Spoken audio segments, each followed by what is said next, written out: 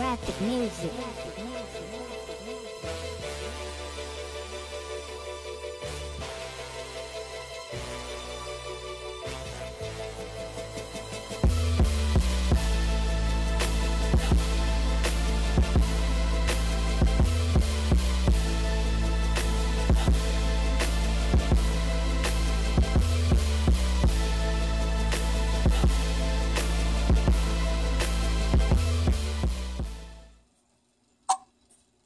Alright, peace. On the day of knowledge, all being born of wisdom, which is the 11th of October, right?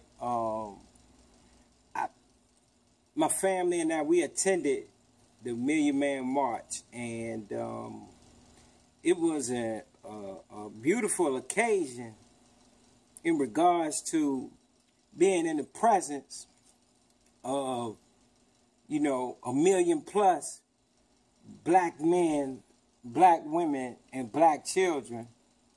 And the purpose was for some type of formulating some type of formula to reach a solution within our communities and across this nation abroad as a whole.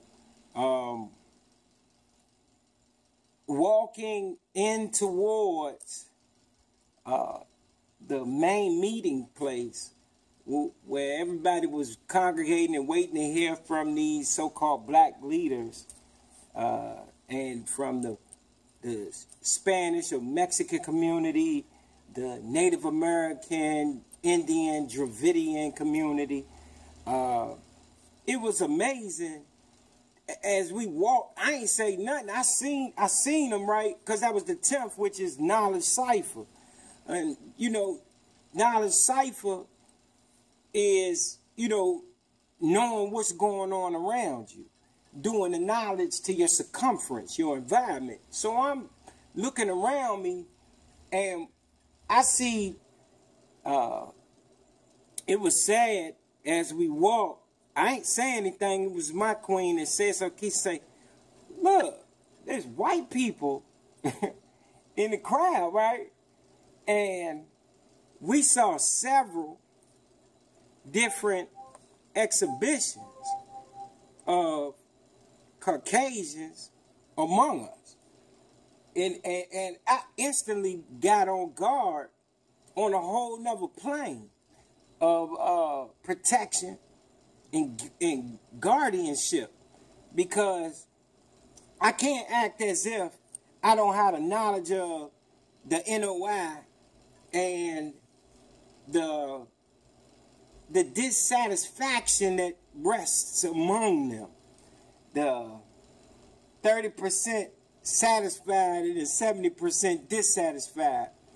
And for those that acknowledge the history of prophecy that was predicted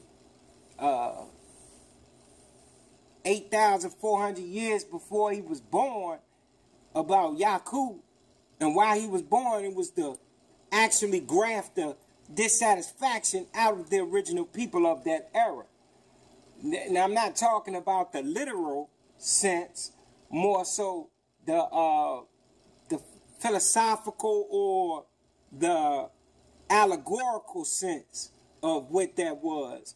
And as I saw these different groups of Caucasians and us, you know, hugged up with them, and, you know, I started to replay the sequence of history amongst the Nation of Islam under the guidance of Minister Louis Farrakhan. What I noticed was that there had been an increase of Caucasian participation somewhere around the time that Minister Louis Farrakhan decided to partnership, whatever degree that was, he did, with Scientology and Dianetics. And Ron Hubbard and his whole science fiction teachers began to enter and integrate with the teachings of Minister Louis Farrakhan. And it is important that I mention that Elijah Muhammad stated many, many decades before, keep the white man out of your business. Now, the reason why my family and I went to the Million Man March may differ from the average individual's plausibility for attending.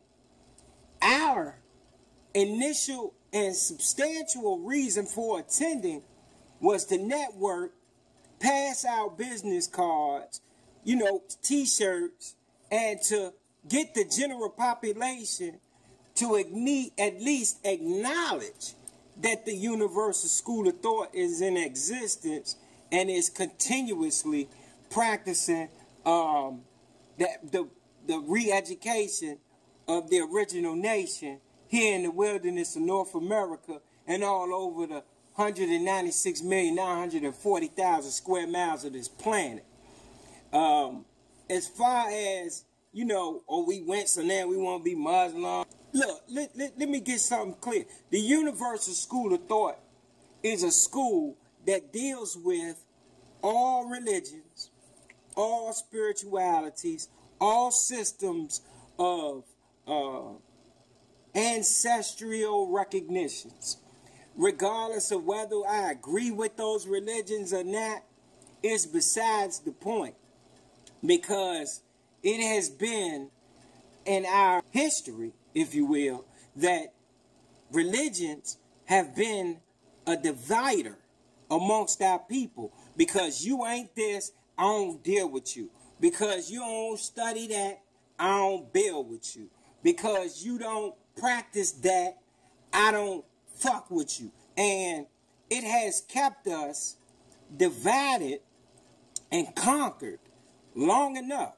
In the Universal School of Thought, we got basically every system of spirituality, indoctrination, dogma, practice, etc. in there. I could go down the list from A to Z, right?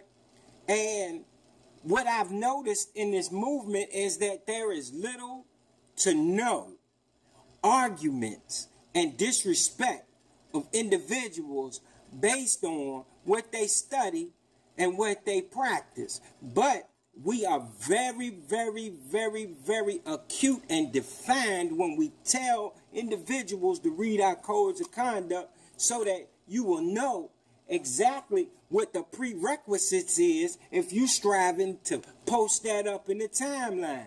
Be ready to show and prove. Because the fact of the matter is that everything is subject to be challenged.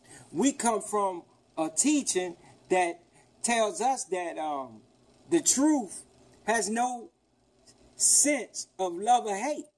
And, I don't believe in nothing. I don't. I just simply don't. I do not have a belief. I don't. My thing is, if I had a religion, it would be the truth. And the reason why religion is not my belief is because even the truth must stand and prove itself as what it says that it is. And that is the truth. Because that's one thing I do know about the truth, is that it needs no alibi. It readily and quickly accepts the challenge of the show and prove. Because the truth has to prove that it is the truth. So I don't believe in the truth. I know the truth is the truth based on the evidence, research, study, resources, and references that are readily available at the drop of a dime. At most times, what I choose to do is I go to my elders, because I got elders, and I go to them and I listen to their words of wisdom. I sit at their feet while they drop that wisdom, through knowledge, so I can improve my level of understanding. And even with them, I request for them to show and prove what they say. Otherwise, that's they shit, not real shit. And that's just real shit. So sitting or standing in Washington, D.C. at the Million Man March, listening to the various groups of people. and it was a set of individuals with the mental maturity to lay aside their personal views and religions to come together to at least hear a formula for a possible solution. That was the intent for a lot of individuals to be there. Did their needs get met that was necessary for the show and prove and the solution to be engaged and carried out? Mine's wasn't. I heard a lot of rebuttal to claim of Minister Louis Farrakhan's supposed orders to have Malcolm X assassinated, me knowing that Malcolm was in the same temple, number 7, at the same time when Minister Louis Farrakhan joined the nation. Malcolm was already there and the national spokesperson. They had a disagreement, and listening to Farrakhan speak, you know, he was against Malcolm reporting Elijah Muhammad to anyone for having multiple concubines, wives, or whatever, knowing that, you know, in Islam, it was not an unnatural practice for a man to have many wives. I noticed how individuals, you know, might not be applying that to the situation. Was it right? Was it wrong? That depends on the individual's perspective of that practice within such a culture. And me knowing that the Nation of Islam utilizes a lot of Orthodox Islam in their own teachings here and worldwide now, you know, the nation has spread very much so, that, you know, they're ignoring that common practice is detrimental to a research and to an expose regarding Elijah Muhammad's behavior in his personal life. Nonetheless, it was a common practice to keep the Nation of Islam's business the Nation of Islam's business. And whether or not Farrakhan gave that order, I am not 100% certain that he did not. But I will say I find it an extreme penalty to order him murdered because of the report that was true. The report was true. The man had many children by many different women. It wasn't done in secrecy. There was a concern about the child care at that time because he wasn't necessarily providing immediately once these different sisters within the Nation of Islam were reporting that they were pregnant and that the father of the children was Elijah Muhammad. Now, Minister Louis Farrakhan probably, in my opinion, this is my opinion, I don't think he gave the order. Do I think that he has some knowledge of it either before? Listen closely. Do I think Minister Louis Farrakhan has knowledge of who did it, either before, during, or after? Emphatically, yes, I do. Now, do I think he ordered it or approved it? No, honestly, I don't. It is important that we know that the man, the black man responsible for issuing CPR to Malcolm X and Audubon as he laid on that stage, was an FBI agent, informant, undercover.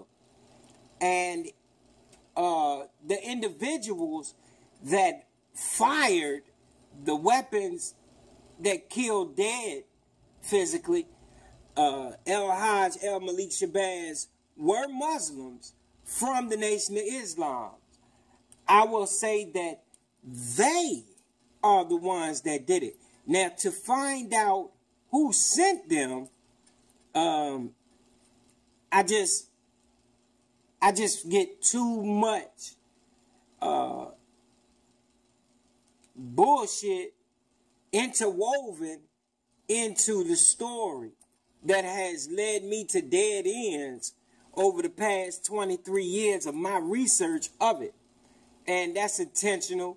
Now, we know that according to the jurisprudence of this nation and the Federal Bureau of Investigation and the Central Intelligence Agency, the FBI and CIA, are held liable by federal law to release all documentation regarding any past cases that have been on the desk of the director of such organizations. So every 20 years, whatever cases were going on 20 years ago should be released to the public. They become public knowledge. And it's supposed to be available to the public by way of the Library of Congress. Unfortunately, I have been unable to uncover without any diadat of those files. And so we need to rally together to have that information released.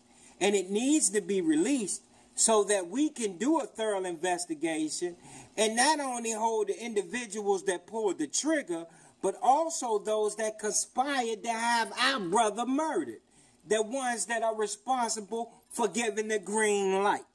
Now, why hasn't that happened? Why isn't the Nation of Islam, under the guidance of Minister Louis Farrakhan, seeking to have that information revealed?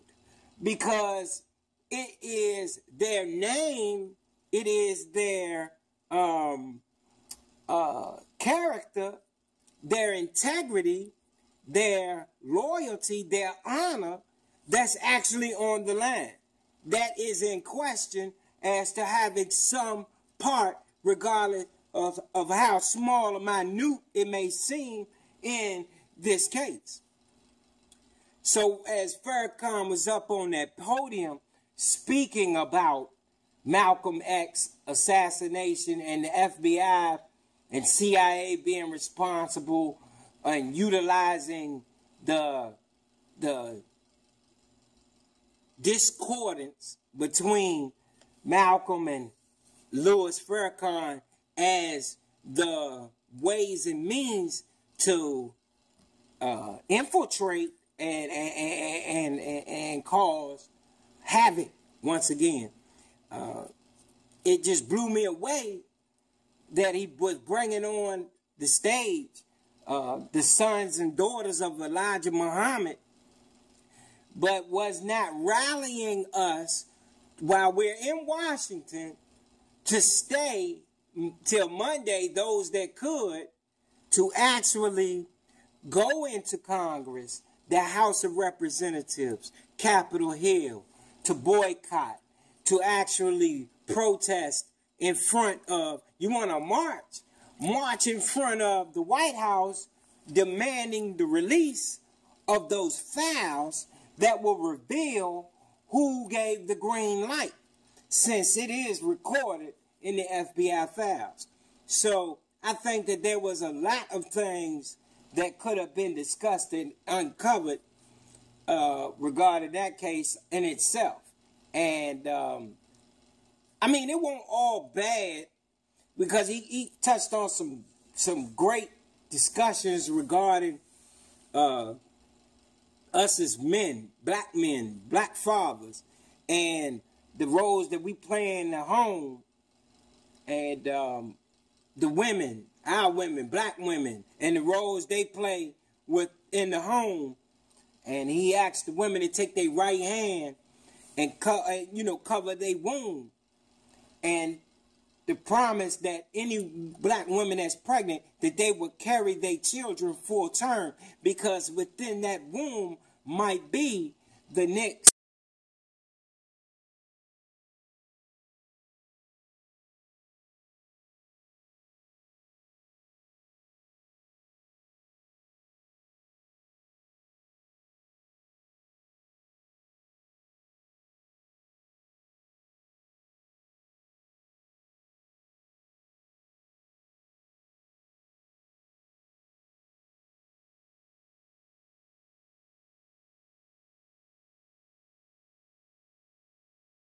Or, you know what I mean, whatever figurehead in our history have made power moves among us. For me, when we were leaving, I was telling my queen, I was telling Keisha, I was like, you know, the greatest part I got from this auspicious occasion was an opportunity to be supportive of black people striving to provide for black people. I had to disregard and disassociate myself from the parts that don't serve the purpose that we ultimately are striving to accomplish. Any black movement, any movement from African people, any movement from our people that is geared for our people, and we can attend, my family and I are coming. If you don't like it, do something better than what they're doing. State your prerequisites, your limitations or restrictions for who can attend and not. The population will decide whether they want to go to something like that. In closing, I want to say, you know, it ain't even about who was there. It was about what I can take from what was there and apply it to what I'm doing. Because the final point I want to make is to think while it's still free is for me to see something being done and strive to improve it. That's the law of life, build or destroy. You see it, you stand on the shoulders of your elders. You take it to a higher degree. You take it to a larger population. You make it better, improve. And instead of being, I don't want to have nothing to do with that shit, you see it, you do the knowledge to it, and you apply wisdom to it, and you get the understanding from it, and you make a better way in life. That's all it is. Simply apply your power to it. Get a balance in it for us. Show and prove that God is amongst us. That God is in you. That God is you. That's it. That's it. Build. And make it born better. That make that cipher complete. Make that environment a better place. By the work that you're doing and will do. You got to look at everything that's being done. And see both the good and the bad in it. What you want to do, what you don't want to do. See what they doing right, see what they doing wrong. Then do better. Take it higher. That's the whole thing. That ain't stealing. That ain't plagiarism. It's plagiarism if you copy it. But if you don't give a shout out, recognition to where we get it from,